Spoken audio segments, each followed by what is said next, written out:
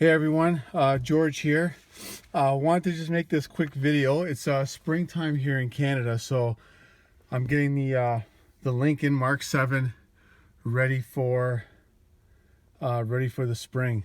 From my last video, as you know from what I mentioned last time, I did my push start, and everyone knows that, or everyone's been watching knows that I've did a T5 conversion on this. So one piece that was missing. So when there was a guy that did this piece here, and I felt that anyway, he cut too far in here. As you can see, it kind of goes in. He could have went up to here, but in any case, I had to for a couple of years I've been driving with this with no trim piece, and it was really bugging me, trying to figure out a way to make a trim piece. Long story short, so I got into 3D printing, and I actually designed on Fusion 360, which is a free application for designing. And then I went to the library here in Ontario, Toronto, Ontario, and printed out this. Now I have this sanded down just so I can get some paint on it, but here's the trim that I've completed, and it sits. This is version 3. I've just been kind of fooling around with the versions, but it sits pretty nice. It covers there nicely. It covers on the side nicely. Once I get it fastened down, it'll be tight up against. I'm gonna paint it a satin black so it matches with this. I will do a video once I have it painted, but I just wanted to show the finished product here. And that's how it covers it. So it covers it nice, and as you can see, it's beveled here. So it's got a nice bevel, and it's got a few lines just from the printing that I could have sanded out, but I figured I'd leave it. I actually like the look of it. I'll paint it up with the satin black and see how it turns out.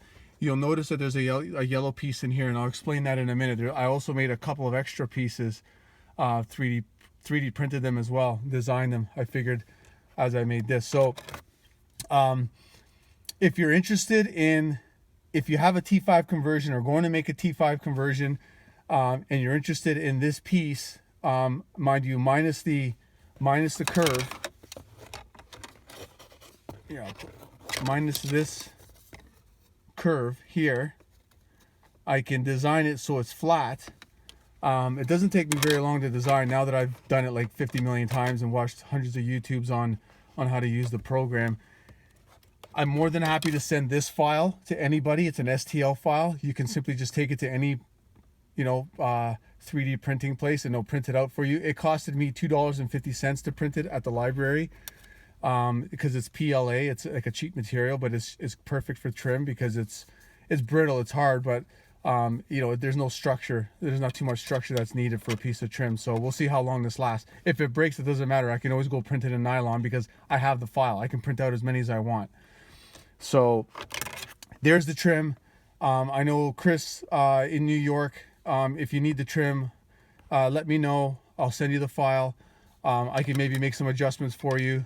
If you haven't made a cut yet for your shifter, like this cut in your original plate, then this would work well without the, and I can just maybe make it up to here so it's flat, and then that way you can make your cut based on this trim and it'll fit perfect.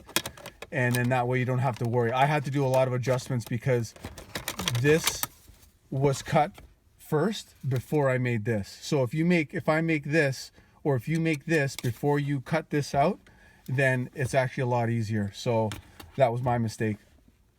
However, another thing that I've done is, so I'll just take this out. One thing I've noticed with the boot,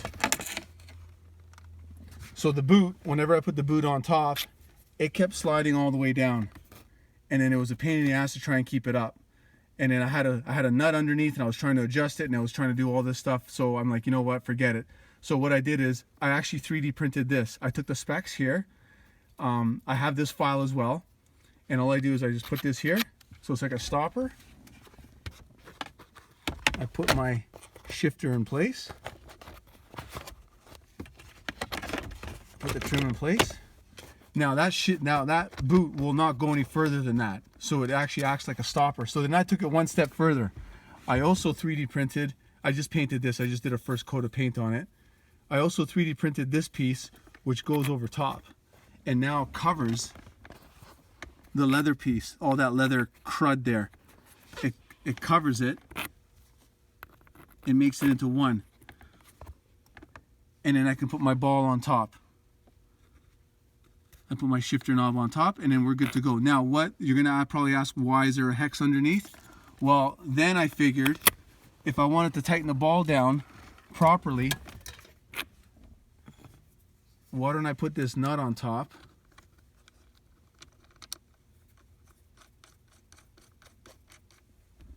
And then this is the exact same, this is the exact same as that.